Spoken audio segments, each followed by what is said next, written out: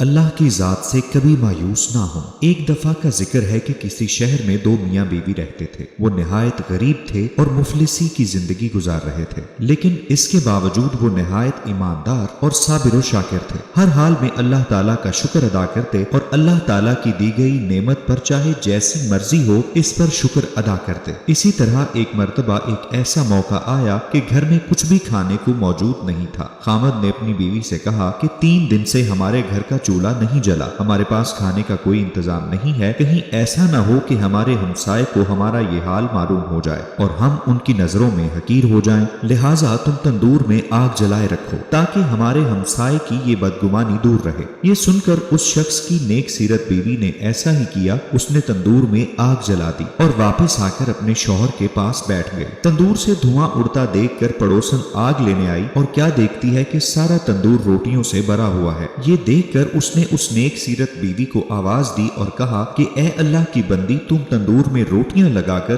خود بے خبر ہو کر یہاں بیٹھی ہو۔ یہ سن کر اس عورت نے جا کر دیکھا تو واقعی تندور خدا کی قدرت سے عجب کرشمہ پیش کر رہا تھا۔ وہ کیا دیکھتی ہے کہ تندور روٹیوں سے بھرا ہوا ہے۔ اس نے اس میں سے روٹیاں نکال کر شوہر کے سامنے لا کر رکھی۔ یہ سب دیکھ کر وہ انتہائی حیرت میں تھی کہ آخر یہ کیا ماجرا ہو گیا ہے۔ یہ دیکھ کر اس عورت کے شوہر نے کہا کہ اس میں حیرت اور تعجب کی کیا بات ہے، اللہ کی ذات تو اس سے 1000 گنا زیادہ چیزوں پر قدرت رکھتی ہے۔ پھر دونوں میاں بیوی نے خوب پیٹ بھر کر کھانا کھایا اور اللہ تعالیٰ کا شکر ادا کیا کہ جس نے انہیں اس کھانے سے نوازا۔ اس عورت نے سوچا کہ میرا شوہر اتنا ایماندار ہے اور اللہ کی ذات پر اتنا بھروسہ رکھتا ہے، یہ سب کچھ اس کے قوت ایمانی کی وجہ سے ہوا ہے۔ اس نے اپنے شوہر سے کہا کہ آپ اللہ تعالیٰ سے دعا کیجئے کہ وہ ہمیں کوئی ایسی چیز عنایت فرما دے کہ جس سے ہم دنیا کی روز روز کی فکر سے آزاد ہو جائیں اور ہم ہر وقت اللہ تعالیٰ کی عبادت میں لگے رہیں۔ شوہر نے کہا کہ وہ ہمارے حال سے ہم سے بہتر واقف ہے،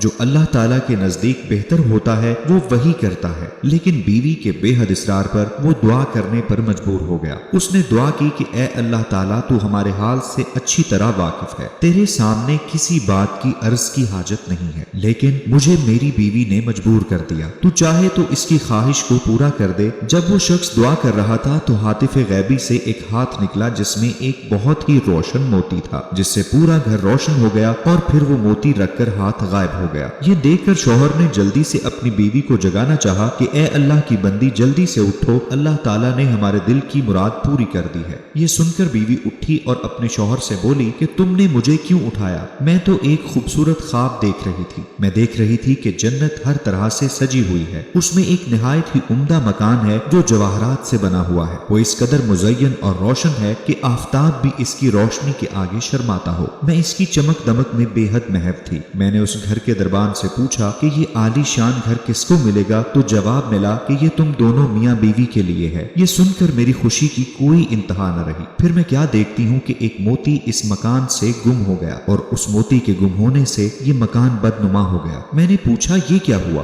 جواب ملا کہ وہ روشن موتی جس سے تمہارا گھر روشن تھا وہ تمہاری خواہشات کے مطابق دنیا سے چلا گیا۔ جس قدر تم دنیا میں راحت و آرام چاہو گی اسی قدر یہاں کے راستوں میں کمی ہوتی جائے گی۔ یہ سن کر میں بدحواس ہو گئی اور دنیا کی لذت و آرام سے بے نیاز میں اس کشمکش میں تھی کہ تم نے مجھے جگا دیا۔ لہٰذا آپ اللہ تعالیٰ سے دعا کیجئے کہ یہ روشن موتی جہاں سے گم ہوا ہے پھر وہیں اپنے مقام پر واپس چلا جائے، کیونکہ دنیا کی لذت سے باقی مکان کو ناقص بنا دینا سخت حماقت ہوگی۔ اس کے شوہر نے پھر اللہ کے سامنے گریہ زاری کی اور عرض کیا کہ اے پروردگار، تو بڑا رحیم و کریم ہے، تو نے اپنی اس بندی کو جنت کا مزہ چکھا کر اس کو دنیاوی لذتوں سے نجات دی اور اس طرح تو نے ایک مخالف کو ایک موافق بنا دیا۔ میں تیری اس نعمت و عنایت کا کس منہ سے شکر ادا کروں؟ وہ اللہ تعالیٰ سے دعا مانگ ہی رہا تھا کہ پھر سے اچانک وہ ہاتھ ظاہر ہوا اور اسی روشنی کو اٹھا کر وہ وہاں سے غائب ہو گیا۔ ہمیں اس کہانی سے سبق ملتا ہے کہ اللہ تعالیٰ اپنے شکر گزار بندوں کو اس کی شکر گزاری کا پھل ضرور دیتا ہے۔ ہمیں چاہیے کہ ہم اس دنیاوی لالچ کی بجائے اپنی آخرت کی زندگی کے لیے دعا کریں کہ اللہ تعالیٰ ہماری لافانی دنیا اور زندگی کو بہتر بنا کر روشن کریں۔ یہ دنیا تو محض ایک دھوکہ ہے اور آخرت کی زندگی ہمیشہ قائم رہنے والی۔ اللہ تعالیٰ سے دعا ہے کہ وہ ہمیں ثابت قدم رکھے اور ہمیں توفیق دے کہ ہم دنیا میں رہ کر اپنی آخرت کی زندگی کو بہتر بنا سکیں اور اس فانی دنیا میں اپنے ایمان پر مضبوط رہیں اور اللہ کی ذات پر بھروسہ و ایمان رکھیں اور ہمیشہ اس کا شکر ادا کریں۔